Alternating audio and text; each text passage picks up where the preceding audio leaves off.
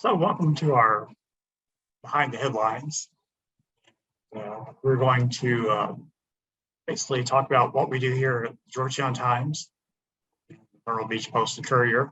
I'm Randal Seyler. I'm the editor of the two newspapers. And I've been here for almost 3 months. So I am new to the area. I came down from Russellville, Arkansas. And I'm basically trying to learn my way around the area and meet people as I go through. Some of the guys on the team here have been here quite a bit longer than me, and let them introduce themselves.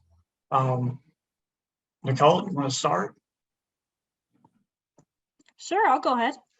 So hi, my name is Nicole Ziggy, and I'm a reporter located in Myrtle Beach. And however, I just moved here in late May, so I am still getting my bearings. I'm originally from Kentucky. I went to Western Kentucky University with a degree in journalism. And then I worked at a newspaper in Eastern Kentucky, or you may know as like Appalachia, Kentucky, like deep in the heart of Appalachia. And I covered a variety of stuff there: health, government, business, tourism, things like that. And then I decided to join the Post and Courier in late May. I moved down here, and now I cover Horry County Council. I cover Myrtle Beach City Council. I cover a variety of different beats in Myrtle Beach and Conway and Horry County. So that's me. Mike, you want to go next? Yeah, absolutely. My name is Mike Woodel. I'm an alum of the University of South Carolina School of Journalism. Graduated 2018. I've since worked at newspapers in Montana and South Dakota, the Independent Record in Helena, and the Capital Journal in Pierre, both in the state capitals. Came to the Post and Courier Myrtle Beach / Georgetown Times in February of this year. And my beat is essentially Georgetown County, so everything within it, schools, law enforcement, government, anything I can get my hands on essentially. And most of the days I work down here out of the Georgetown office with Randal, and I've enjoyed the job very much so far. It's just been it's been a great experience. And I am the Georgetown reporter, so that's my role. Rick, you want to go next? Yes, thanks, Randal. As you said, my name is Rick Caines. I've been here probably the longest, more than 4 years now. I'm currently the team's business reporter, covering things like retail, real estate, restaurant openings or closings, and economic development in the area. I've been writing in the area for, like I said, nearly 5 years, starting with the Georgetown Times on topics such as city council, school board of tourism along the Hemet Coast, and now I'm diving in with business topics. You may also see me in local courtrooms in the area covering reported cases in Conway or Georgetown, or on the north end where I live, reporting on issues there at City Council in North Myrtle Beach. I put out a business newsletter every Wednesday highlighting important articles during the previous week, so please check that out on our website and hit the subscribe button. I am an Arizona State graduate, but I am a native, so I have experienced how growth has shaped this part of the state, which has given me important insight in my articles that I've written. One upcoming article will touch on a new development, potentially come to a growing part of Horry County on the north end that was once a dirt road, so be on the lookout for that. Like I said, I hope to expand my business coverage, so if you have any business tips, or shares, feel free to send me an email. You can find that on our website as well. So I look forward to hearing from you guys. Thanks. And last but not least, how about Danny? Hi, my name is Danny Kelly, and I am the sports reporter here at the Post and Courier Myrtle Beach and Georgetown Times. I've been here for a little over 2.5 years now. Like Mike, I graduated from the University of South Carolina School of Journalism in 2018. And after graduating, I worked for a year in Sumter covering news and sports. And I've also worked as a freelance sports writer for the Rock Hill Herald before coming here. When I first started here, I was news and sports, but then when we expanded in the summer of 2020, I got moved over to specifically sports, which has been a lot of fun for me. I've been covering Coastal Carolina athletics for the past 2 years. And I've also been covering high school football, which both of those things are ramping up pretty heavy right now. High school football starts on Friday, and Coastal's first game is September 3rd against Army at Brooks Stadium in Conway. So I've been kind of previewing that, previewing the team, just writing about each position and players and coaches, things like that. And I've also have a preview tab coming out for high school football as well, previewing all the football in the area for Horry and Georgetown counties. But yeah, I'm super excited to kick off yet another football season. I really enjoy covering football, not only writing, but also I take pictures at games as well. So it's just a pretty immersive experience. I'm excited to be back on the sidelines and in the press box as the fall gets underway. Thank you. All right.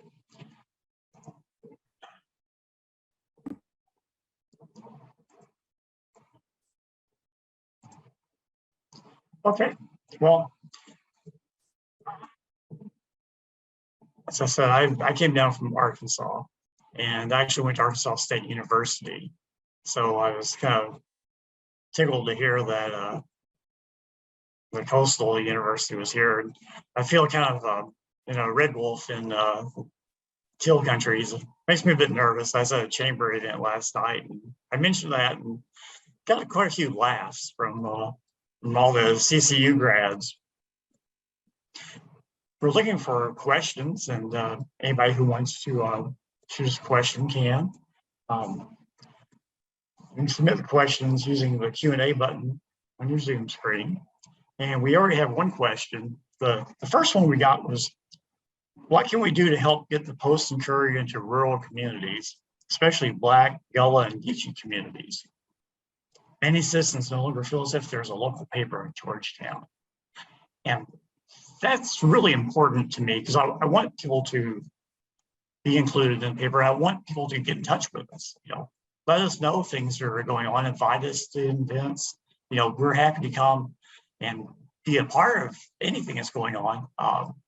So far since I've been here, like I said, I've only been here, a couple of months, but we had a great story about the Myrtle Grove Cemetery and the monuments that they have placed now, thanks to international paper over by where the cemetery is. And I think that's an important part of history for this area. And I think things like that really need to be reflected upon and kept in the public eye. So anything that's going on, let us know. We don't always know when events are happening on weekends if they're not publicized. And we're happy to help publicize those things. So you shoot us an email. My email is my name, Seyler @postandcourier.com. Same with Mike and Richard and Nicole. Just send us emails, let us know what's going on. We're happy to reach out and cover those things. You'll see us in all kinds of meetings and all kinds of things in town. And I'm looking to see if we have any more questions.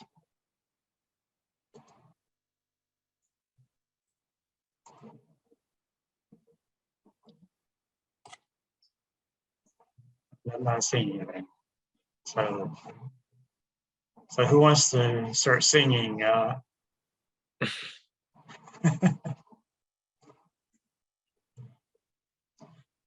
Rick, what are you working on today? Like I touched on, there's a potentially a residential development coming here on the Grand Strand on a place called Water Tower Road, which has grown over the years. It used to be a dirt road and now it's paved. It's on the backside of Barefoot Resort, and that stretch from 31 to Highway 90 is growing. There's a lot of land for sale, and it's potentially going to be add a lot more residents to the city of North Myrtle Beach. I want to court case that's coming up in October. There was a cold case years ago, started 2008, baby boy Horry. They found a baby boy, newborn in the woods by utility workers, and then they charged someone in the incident, and that trial is coming up October 10th. So that's what I'm working on. So we have a question that popped in. Oh, no, someone's thanking us for answering your question. So Miss Marilyn giving away. All right. Well, thank you. We're glad you sent us a question. Nicole, you got anything exciting going on today? Well, I am looking into some interesting things in terms of the school, Horry County schools. There was a report in one of the Planning Commission documents where many of the schools, and this is something that we all know, there's a lot of development in the area. Many of the schools may be reaching, possible capacity limits, and that's according to one of the documents that I saw. I found that very interesting. But I mean, it's really not it's surprising to me, obviously, as someone who's not from here, but in talking to Rick about it, he's like, yeah, it's kind of been an issue for a considerable amount of time. The development has been astronomical in this area. I know, like, I visited Myrtle Beach probably early middle school age. I feel like visiting Myrtle Beach is like a vacation requirement for Kentuckians. But visiting this area, and my parents came down to help me move in, and they said that they didn't even recognize it because the development has just been insane, specifically in Myrtle Beach. But with that development comes an increased population, and it's very interesting to see how the schools are able to handle that. So I'm definitely going to be, looking more into that. Mike, what's going on? Well, I'm working on a couple things now. As Randall knows, the first thing I've been working on today has been concerning the City of Georgetown's Community Appearance Board, which was, I think the members were relieved in, I have it right here. Yeah, they were relieved in, I believe, March, and the board will be meeting again in August. But in the meantime, there have been several sign applications by businesses around the city that have just been kind of sitting there because they can't come before the Community Appearance Board, which judges sign applications in certain parts of the city. So there's that. There's a Georgetown County Planning Commission meeting tonight, which I've been told will be taking up a couple of, I believe, high density projects as they were described to me. And they're supposed to be controversial as they are supposed to be located in the African American part of the Pawleys Island community. I'm told by someone that there's going to be a big presence there at this meeting. So I will be attending, or I'm planning on attending. Unfortunately, it overlaps with Georgetown City Council, so sometimes it's a choice. Other than that, I've also been looking into the amount that the City of Georgetown has spent on legal fees regarding their defense of the original zoning decision that was made regarding the Liberty Steel Mill. As many people down here know, there was a decision made, I believe it was in February, by then interim zoning administrator Chris Inglesi, saying essentially that the mill had to shut down. And then, of course, it was taken to the City Board of Zoning Appeals, and then the board ruled in June that the mill could stay open. I'm now looking into how much the city spent on its legal fees for those proceedings, and whether there are any more coming. I filed a FOIA request and received invoices for the amounts that were spent for legal fees spent for defense by the Board of Zoning Appeals and for the city of Georgetown itself. I don't want to reveal how much it's been. I want to make sure that people read the story, but it has been not insignificant, I will say. That is a project that's in the making right now. And lastly, I'm hoping to come up with a Labor Day project regarding where the steel mill itself goes from here.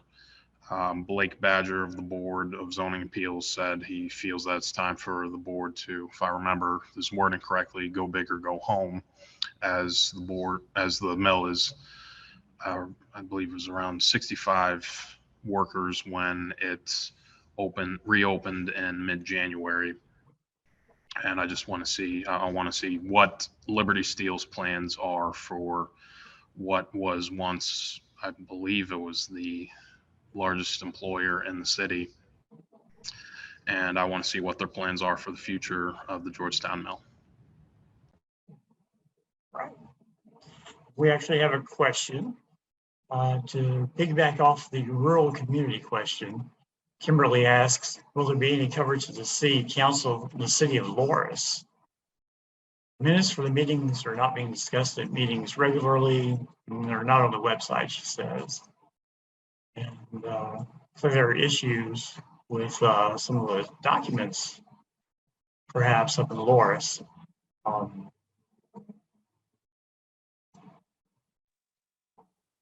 What do you guys think about covering the Lawrence Council?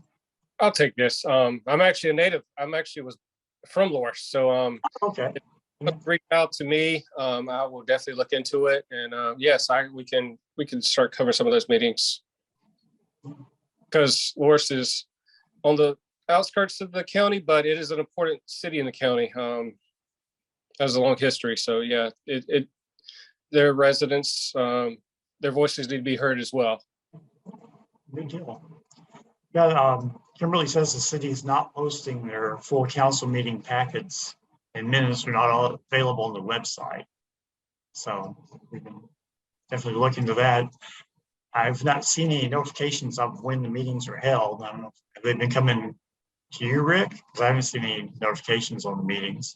I haven't seen any either. Okay. So we need to reach out to the city and see what's going on with that. Get us on their mailing list for sure. Let's see, here's another question.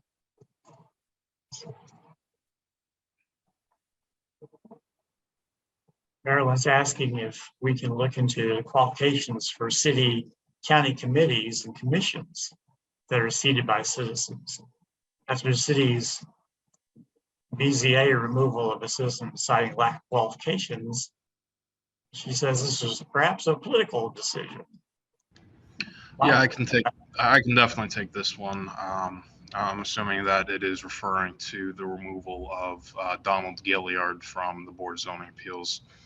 I spoke with Donald probably no more than half an hour after the vote was taken at that meeting, and he asserted that he believed it was a political decision. Told me that he had the assurances of 4 city council members that he had their votes, and then one, Jimmy Morris, ended up going the other way. I talked to Jimmy Morris as well. He said, oh, well, I never really promised him the vote. So that was a big story at the time, especially because Donald had the full support of the United Steelworkers Union down here in Georgetown. So honestly, yeah, I do believe that looking into the qualifications would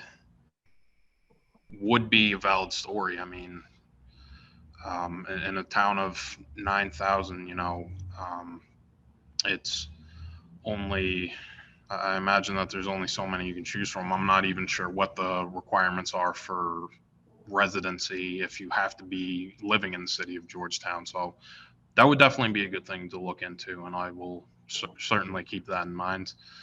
I know that James Sanderson, I think it was James Sanderson or Wesley Gibson, asserted at that meeting where Donald was voted off of the Board of Zoning Appeals that, his concern was, are they going to vote off everyone on that board who was voting in the Mills' favor.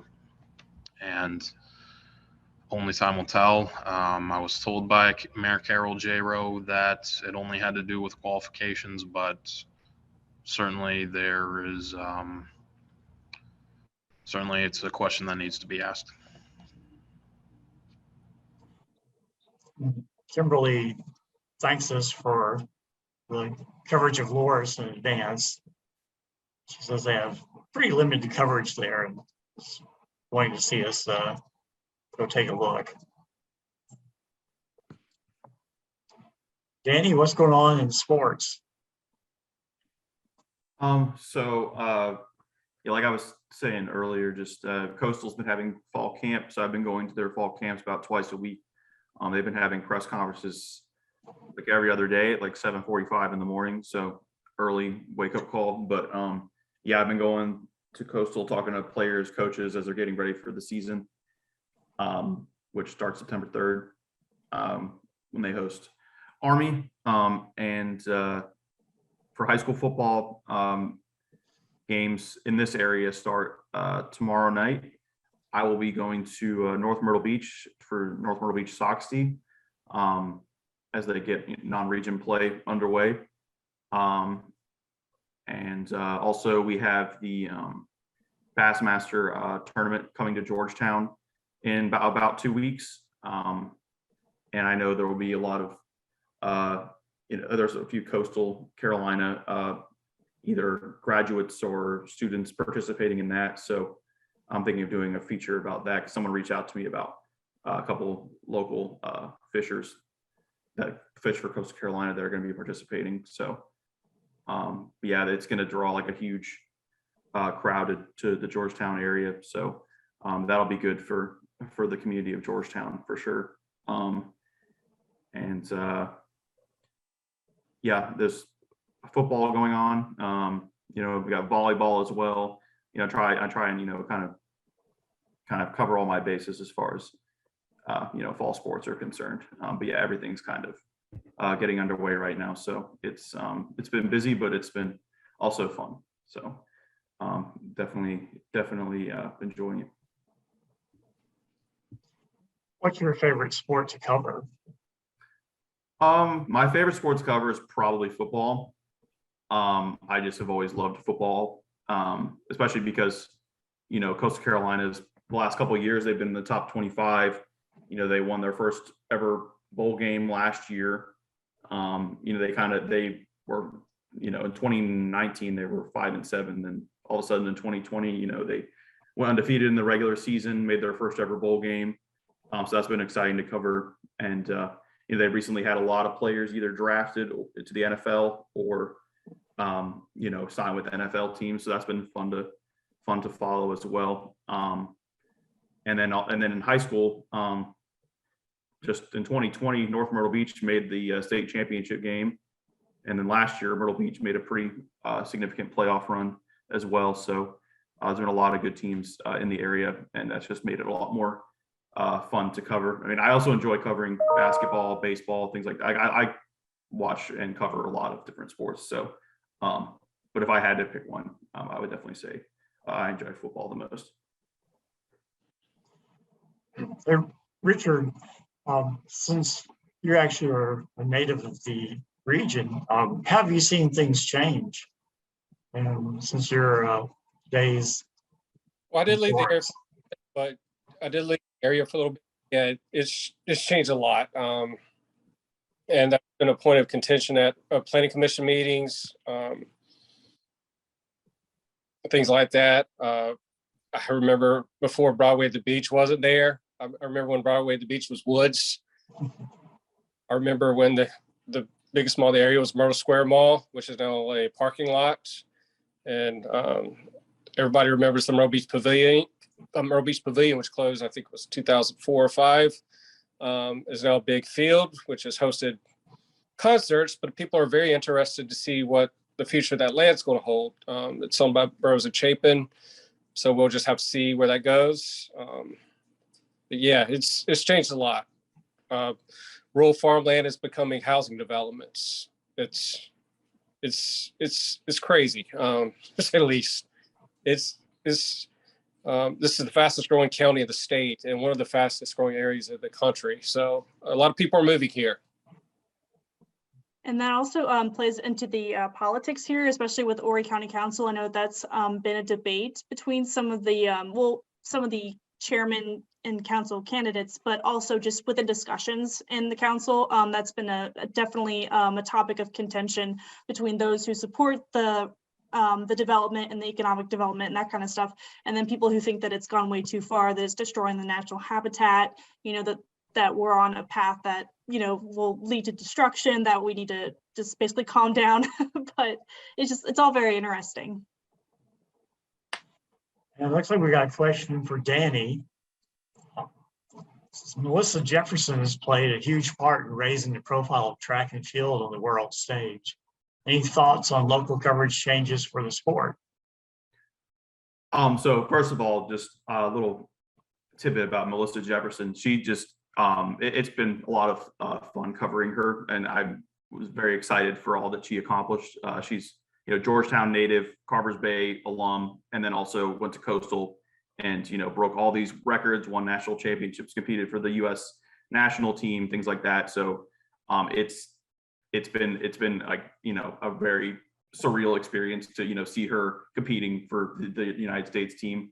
But yeah, that definitely, I've done, track features on track athletes in the past. And I definitely, definitely would like to continue to provide even more coverage on local track and field. And then also I don't want to leave out Mackenzie Kelly as well. She also runs for Coastal Carolina. She competed in the under 20 track and field World Athletic Championships as well, and was part of the 4x400 team that won gold. So Coastal Carolina has had, a lot of growth in their track program. And, that definitely will, like Melissa, will, coming from the area, it'll, definitely attract more athletes to the Coastal Carolina program, which has been, just a real joy to see their program grow under Coach Fowler. And also I would like to shout out Coach Carl Goodman, the sprints coach, who was recently promoted to assistant track coach. He's just done a phenomenal job at that school, getting, all these players to break school records and, compete in all these national and international events. I think we're running out of time for our program. I don't see any more questions. I just want to be sure to thank everybody for coming and joining us on our chat. Everybody can subscribe. You're welcome to subscribe to any of our free newsletters. You can go to postandcourier.com Myrtle Beach newsletters. Sign up for that. And if you're a subscriber, thank you for subscribing. If you're not, then you can support our work by visiting postandcourier.com Myrtle Beach /subscribe.